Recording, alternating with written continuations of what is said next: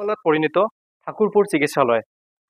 এটা 15 বছৰ পূৰ্বে নিৰ্মাণ কৰা হৈছিল 10খন বিছনাযুক্ত এই ঠাকুৰপুৰ চিকিৎসালয়খন। কিন্তু আজিও কাৰ্যক্ষম নহল বা আজিও মুকলি নহল এই চিকিৎসালয়খন।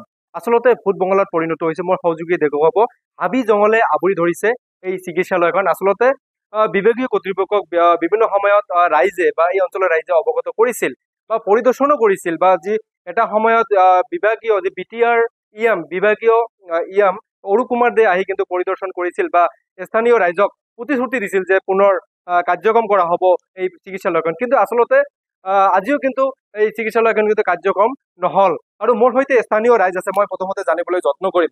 আপোনাৰ ওচৰলৈ আহিছো। আচলতে এই চিকিৎসালয়খন কেনে অৱস্থাত আছে বৰ্তমান? আজি আমাৰ এই 10খন বিছনাযুক্ত চিকিৎসালয়খন আজি 15 বছৰ আগতে তৈৰি হৈছিল। হোৱাৰ পিছত কামটো সম্পূৰ্ণ বুলিতো এই ফটো তুলি লৈ গৈছে, কিন্তু আমি সাধাৰণতে ৰাইজে কোনো ইয়াতে সুযোগ সুবিধা পোৱা নাই। কোনো ডাক্তৰো নাহিল, কোনো হেৰি নাহিল। মাজতে আমাৰ বিটিআৰৰ ইয়াম অৰূপ কুমাৰ দে আহিছিল, ছাৰে আহি পৰিদৰ্শন কৰি গ'ল। তাৰপিছতো এই পৰিদৰ্শন কৰাই হ'ল, পিছত একো নহ'ল না, কোনো কামেই নকৰিলে। তো মই ভাবিছোঁ এই বিভাগীয় কৰ্তৃপক্ষক মই আপোনাৰ জৰিয়তে মিডিয়াৰ জৰিয়তে অনুৰোধ কৰি আছোঁ যাতে এইখন অলপ তদন্ত কৰি এই হস্পিটেলখন আৰম্ভ কৰাৰ কাৰণে, চালু কৰাৰ কাৰণে অনুৰোধ জনালো। আচলতে এইখন কোকৰাঝাৰ, এইটো কোকৰাঝাৰ ডিষ্ট্ৰিক্ট হয়, সীমান্ত কোকৰাঝাৰ আৰু ধুবুৰী সীমান্ত। ইয়াতে এটা এনেকুৱা হস্পিটেল হ'লে আমাৰ পাব্লিকৰ বহুত সুবিধা হ'ব, আমি বহুত উপকৃত হ'ম আৰু কি।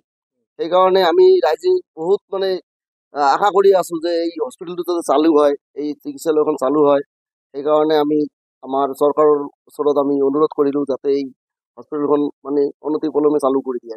চিকিৎসাৰ ক্ষেত্ৰত এই অঞ্চলৰ যিসমূহ লোক আছে বা ৰোগী আছে, ক'ত লৈ যোৱা? ইয়াতে বেছি চিৰিয়াছ হ'লেতো হয় কোকৰাঝাৰ লৈ যাব লাগে, নহ'লে ধুবুৰী লৈ যাব লাগে।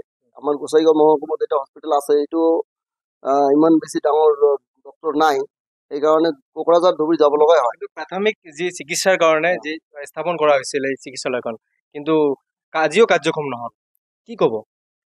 এইটোৱে কৈছোঁ, আজি আমাৰ ইয়াৰ পৰা বহুত দূৰ দূৰ চিকিৎসাৰ কাৰণে যাব লাগে। আজি ইয়াতে ইয়াত ডক্টৰ থাকিব লাগিছিলে, ইয়াতে আমাৰ চিকিৎসাৰ ব্যৱস্থা কৰি দিব লাগিছিলে, তেতিয়াহে আমি পাব্লিক অলপ মানে সঁহাৰি পালোঁ হয় আৰু কি। সেইকাৰণে এতিয়া বিভাগীয় কৰ্তৃপক্ষক মই অনুৰোধ জনালোঁ আপোনাৰ মিডিয়াৰ জৰিয়তে যাতে এইখন তদন্ত কৰি আমাৰ এই হস্পিটেলখন যাতে মুকলি কৰি দিয়ে, তেতিয়াহ'লে আমি ৰাইজে খুব উপকৃত হ'ম। আপোনাৰ ওচৰলৈ আহিছোঁ। এই কোটি টকা ব্যয় সাপেক্ষে নিৰ্মাণ কৰা হৈছিল এই চিকিৎসালয়খন, কিন্তু আজিও কিন্তু কাৰ্যক্ষম নহল, কি ক'ব? এই কথাটো আমি ক'বলৈ বিচাৰিম যে এখন হস্পিটেল, এই 10খন বিছনাযুক্ত যে আমাৰ ধুবুৰী আৰু কোকৰাঝাৰ সীমান্তত অৱস্থিত হস্পিটেলখন আজি চাবা মলি অঞ্চলেৰে আৱৰি ধৰিছে আৰু হাবি জংঘলেৰে আৱৰি ধৰিছে। এই হস্পিটেলখন যখন কাৰ্যক্ষমী হৈ উঠে, সেই আমাৰ যিখন অঞ্চল অতি দুখীয়া অঞ্চল, অতি সাধাৰণ ৰাইজে উপকৃত হ'ব, যাতে সাধাৰণ ৰাইজে উপকৃত হ'ব পাৰে তাৰ কাৰণে মই চৰকাৰী বিভাগীয় কৰ্তৃপক্ষক আৰু বিটিআৰ প্ৰশাসন তথা বিটিআৰৰ ইয়াম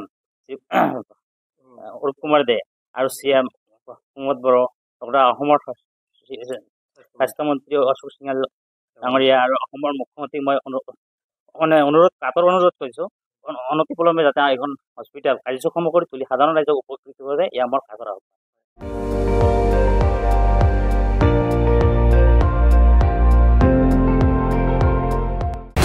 আপুনি চাই আছে ND24, সৰ্বশ্ৰেষ্ঠ নহয় সৰ্বোত্তমৰ দৌৰ।